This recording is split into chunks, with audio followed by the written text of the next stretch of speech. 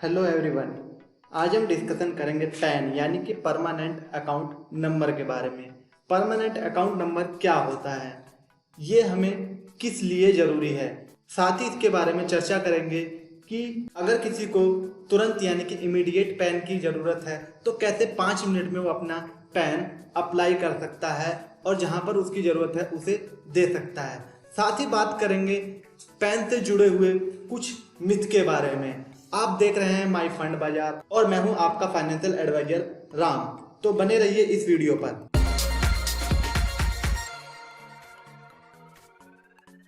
तो चलिए सबसे पहले जानते हैं पैन क्या है।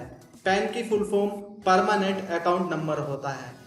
ये इनकम टैक्स डिपार्टमेंट का रजिस्ट्रेशन होता है, यानी कि जिन लोगों को इनकम टैक्स डिपार्टमेंट में रजिस्ट्रेशन करना होता है, खुद को रजिस्टर करना होता है, टैक्स पेयर बनना होता है, उन लोगों को पैन लेना जरूरी होता है। पैन एक 10 कैरेक्टर का अल्फा न्यूमेरिकल नंबर है।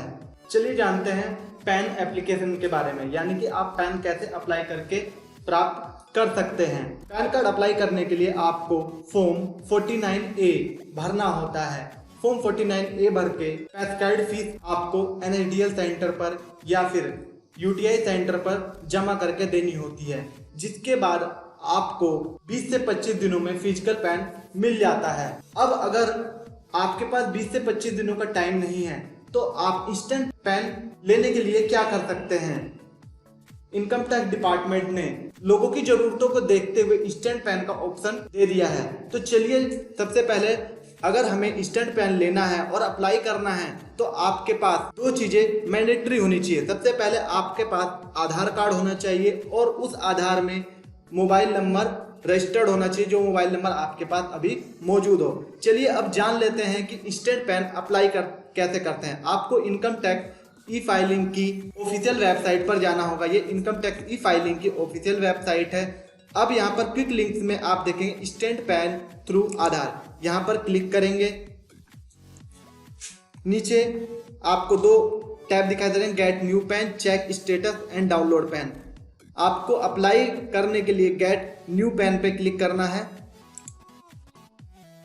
अब यहाँ पर आपको अपना आधार नंबर फिल करना होगा। उसके बाद कैप्चा कोड फिल कीजिए। I confirm that, generate Aadhaar OTP। अब आपके रजिस्टर्ड मोबाइल नंबर पर एक आधार का OTP आ जाएगा। वो आधार OTP आपको यहाँ पर एंटर करना होगा। वैलिडेट आधार OTP। वैलिडेशन के बाद आप के आधार से सारी डिटेल फैच कर ली जाएगी, जैसा कि आप यहाँ पर देख पा रहे हैं। उसके बाद आपको आई एक्सेप्ट पर क्लिक करना होगा। पैन एप्लीकेशन में ये बात भी जान लेना जरूरी है कि आपके पास किसी भी दशा में केवल एक ही पैन होना चाहिए, यानी कि एक इंडिविजुअल के लिए एक ही पैन होना चाहिए। अगर कोई एक से अधिक पैन अप्लाई कर लेता है तो उस पर सेक्शन 272B क्लोज 1 के अकॉर्डिंग 10,000 रुपये की पेनल्टी है। इस दशा में वो क्या कर सकता है, अगर किसी के पास एक से अधिक पैन है तो उस दशा में वो क्या कर सकता है, उसे अपना दूसरा पैन कार्ड सरेंडर कर देना चाहिए। आई एक्सेप्ट के बाद आपको proceed to validate the email. अब आपको यहाँ पर ईमेल पर आया हुआ OTP डालना होगा। जैसे आप ईमेल OTP वैलिडेट करेंगे आपको अपना एक्नॉलेजमेंट नंबर मिल जाएगा। इस एक्नॉलेजमेंट नंबर को आपको फ्यूचर रेफरेंस के लिए भी नोट करके रख लेना चाहिए या इसका स्क्रीनशॉट ले लेना चाहिए। साथ ही एक्नॉलेजमेंट आपको अपने ईमेल ID पर और मोबाइल नंबर पर भी मिल जाएगा। फिर चेक स्टेटस पर क्लिक करेंगे। यहाँ पर आपको दोबारा अपना आधार नंबर डालना होगा। कैप्चा कोड एंटर कीजिए। सबमिट करने के बाद आपको अपने मोबाइल नंबर पर एक OTP आएगा, वो OTP एंटर करना होगा। OTP एंटर करने के बाद सबमिट कीजिए। यहाँ पर आप देख पा रहे हैं pan allotment request is under process. ये आपकी पैन अलॉटमेंट रिक्वेस्ट कुछ ही देर में प्रोसेस हो जाएगी। उसके बाद आपको अपना PDF फॉर्म में पैन डाउनलोड करना होगा। यहाँ पर फिजिकल मोड में पैन नहीं मिलता, लेकिन ये जान लीजिए कि ये PDF फॉर्म आपको फिजिकल मोड की तरह ही एप्लीकेबल होती है। चलिए अब ये जान लेते हैं कि अगर आपको फिजिकल पेन की आवश्यकता है तो आप ई पेन से फिजिकल पेन कैसे अप्लाई कर सकते हैं। आपको पैन करेक्शन का फॉर्म अप्लाई करना होगा, जहां पर आपको पैस्काइड फीस देनी होगी। वहां पर आप फोटो मिसमैच और सिग्नेचर मिसमैच के विकल्प पर क्लिक कीजिए और उसके बाद उस फॉर्म को NSDL सेंटर पर सबमिट कर दीजिए, जहां पर आपको 20 से 25 दिनों में अपना फिजिकल पैन मिल जाएगा। तो यहाँ पर हमने जान लिया कि पैन कार्ड क्या है, हम इंस्टेंट पैन अप्लाई कैसे कर सकते हैं और अपने ई पैन को फिजिकल पैन में कैसे कन्वर्ट कर सकते हैं। चलिए अब जानते हैं पैन कार्ड के बारे में कुछ मिथ। कुछ लोग ये मानते हैं कि केवल वही लोग जो इनकम टैक्स डिपार्टमेंट रजिस्टर होना चाहते हैं या जो लोग टैक्स पेयर है यानी कि टैक्स देना चाहते हैं, केवल वही लोग ही पैन ले सकते हैं। ऐसा बिल्कुल भी नहीं है। अगर आप कोई टैक्स पेयर नहीं है यानी कि आपकी इनकम बेसिक एग्जम्पशन लिमिट जो कि अभी 2.5 लाख रुपए है उससे अधिक नहीं है, तो भी आप अपना पैन अप्लाई कर सकते हैं। पैन अप्लाई करने के बाद आपको इनकम टैक्स रिटर्न यानी कि ITR भरना कंपलसरी नहीं होती। ITR भरना कंपलसरी केवल उन्हीं केस में होता है अगर आपकी इनकम बेसिक एग्जम्पशन लिमिट से ऊपर जाती है। तो ये थे कुछ मिथ जो सामान्य लोगों में पैन के बारे में बने हुए रहते हैं। चलिए अब जान लेते हैं वो कौन सी फाइनेंशियल ट्रांजैक्शंस हैं जिसमें आपको अपना पैन कोड करना यानी कि अपना पैन नंबर देना जरूरी होता है। यहाँ पर मैं बात करूंगा 18 फाइनेंशियल ट्रांजैक्शन की जहां पर आपको अपना पैन नंबर देना जरूरी होगा। सबसे पहले तो आप ये जान लीजिए कि आपको कभी भी ITR भरते समय, इनकम टैक्स चालान देते समय अपना पैन नंबर सही उन पर कोड करना होगा। सबसे पहली ट्रांजैक्शन है, अगर आप कोई मोटर व्हीकल 2 व्हीलर को छोड़कर सेल या परचेज करते हैं तो आपको वहां पर अपना पैन कोड करना कंपलसरी है।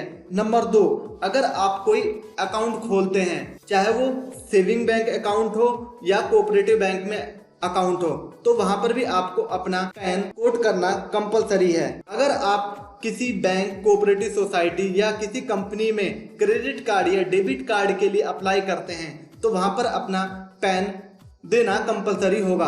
अगर आप अपना डीमैट अकाउंट यानी कि आप शेयर्स में ट्रांजैक्शन करना चाहते हैं तो वो अकाउंट खुलवाने के लिए भी आपको अपना पैन कोड करना कंपलसरी है।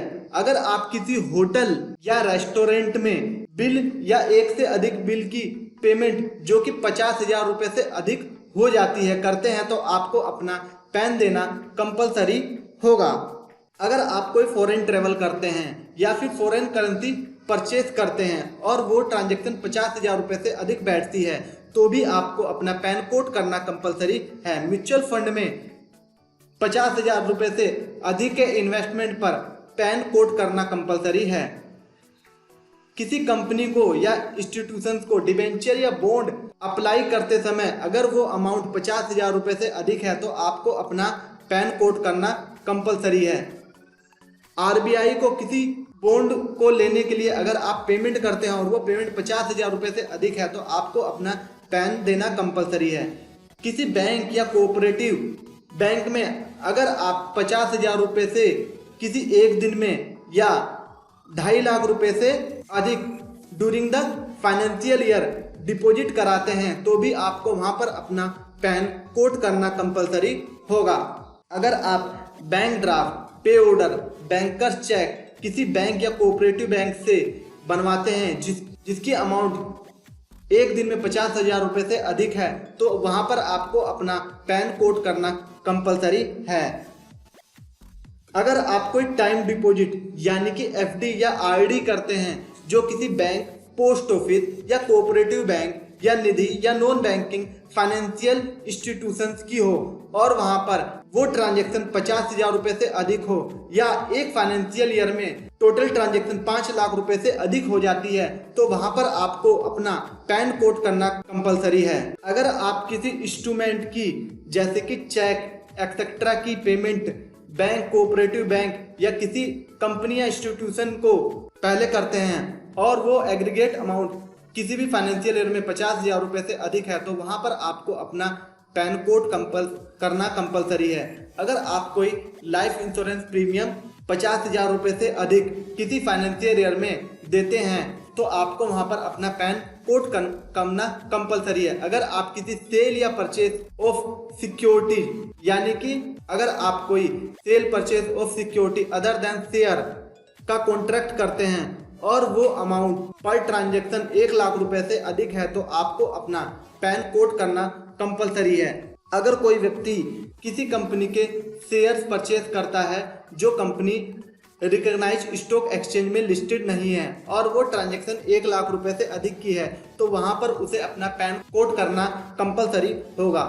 अगर आप कोई इमूवेबल प्रॉपर्टी यानी कि जमीन वगैरह खरीदते हैं और उसकी वैल्यू 10 लाख रुपए स्टैंप ड्यूटी से अधिक है तो आपको वहां पर अपना पैन कोड करना कंपलसरी है। साथ ही अगर आप किसी भी तरह के सेल या परचेज गुड्स या सर्विसेज से रिलेटेड करते हैं और उसकी पर ट्रांजैक्शन 2 लाख रुपए से अधिक की अमाउंट होती है तो भी आपको वहां पर अपना पैन कोड करना कंपलसरी होगा।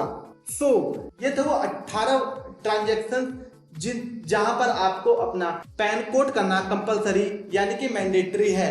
अगर आपको मेरी ये वीडियो पसंद आ रही हो तो मेरी वीडियो को लाइक जरूर कीजिए। इस वीडियो को अपने फ्रेंड्स तथा रिलेटिव के साथ जरूर शेयर कीजिए। इस वीडियो पर बने रहने के लिए आपका बहुत बहुत धन्यवाद।